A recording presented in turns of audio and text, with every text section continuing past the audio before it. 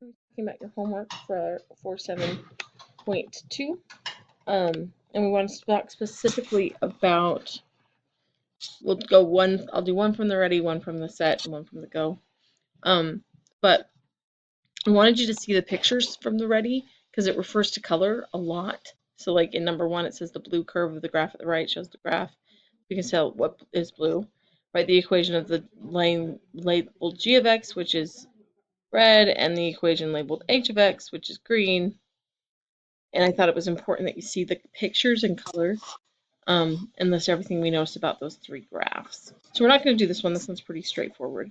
Then we have this one, the blue curve at the right is sine. The red line is, write the equation of the red line, sketch in the graph, multiplied, and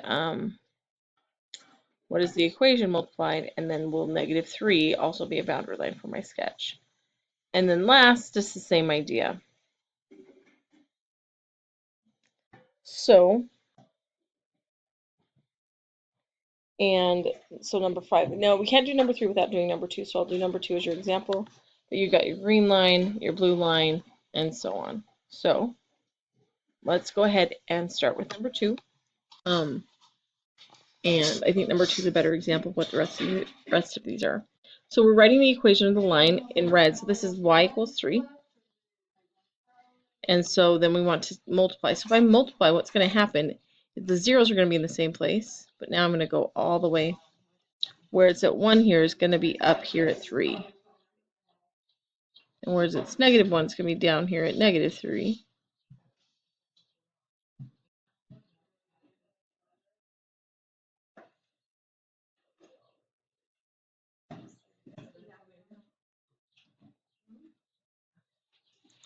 So it looks something like that.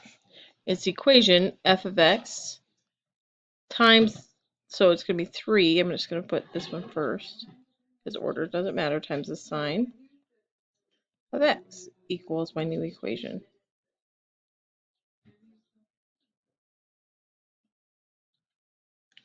And will the line y equals -3 still be a boundary? I'm going to go ahead and draw it in.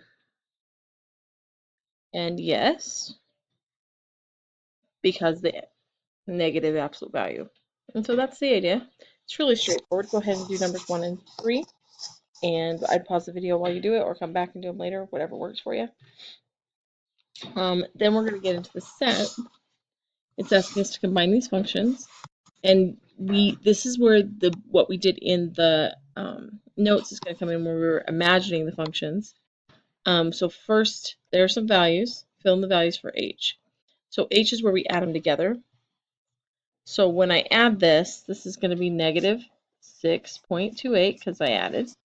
And this is going to be -3.71 and -3.14 and -2.57, 0, 2.57, 3.14,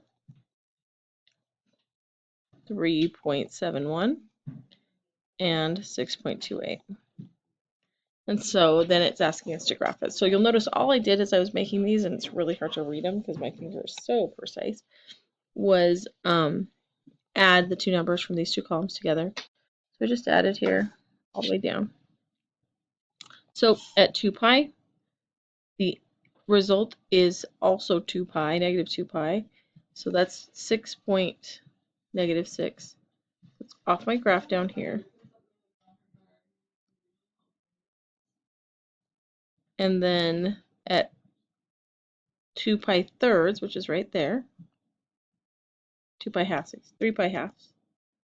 It's right in between. We're going to be at -3.7.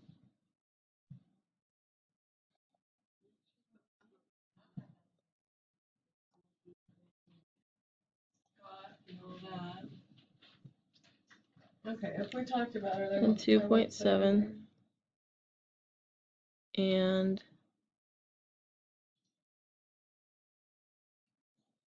okay, here 3.7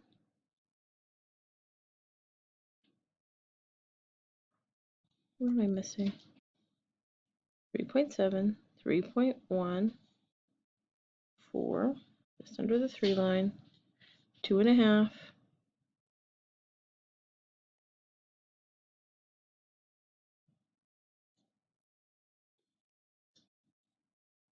and 0.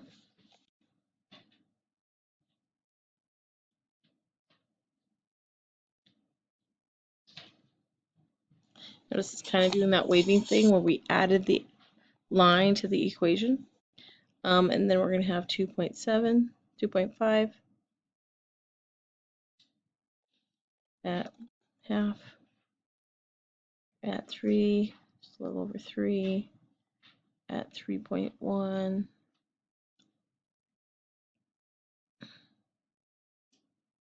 closer to 4, and off the grid. So again, doing that wavy thing. So there's my sketch of my graph. Ish. My arrows are not in great places, but that's the idea. So then you're going to do the same thing here with the multiplication. You're going to take the numbers that we had in our previous table, now multiply them and see what happens. Now, then it moves into this part of the, which is to match the number letters here from 6 through 11, excuse me, with the pictures. Now picture B is cut off and is down here. So no picture, so A, B, and then this is C, which has got the top of it right there. And then you've got D, E, and F. And the idea is to try to match them up. I'm not going to do I will do a couple for you. Why don't I do this one? This one's going to have an absolute value in it because we've got this flipping over. And it's the absolute value of a quadratic. So 6 is going to match up with D. And I would talk about how I know it's got roots of 2 and -2 for my key features, and the absolute value is what's flipping over the middle part of the graph. So that's kind of the idea when it says key features. So I'm looking at this graph. I talk about roots, y-intercepts, the fact that there's nothing negative. You can do end behavior when you're doing what's going on. That's the idea. If you have any questions, that's what you're doing here. Then we've got the go. Now the go also is, the formatting on a lot of this was not my favorite, but given circumstances, I didn't get a chance to fix it. So you've got 13 next to its parent function, like the words and the parents, those match. So the first 2 columns match all the way down.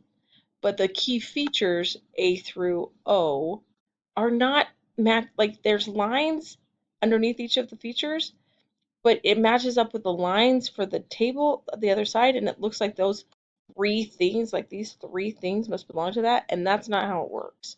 So you're looking for like a cubic function, which we talk about, well, as x, this is not true. As x approaches, I'm rating G, as x approaches -infinity, the function values approach the x-axis. That's not true for a cubic function.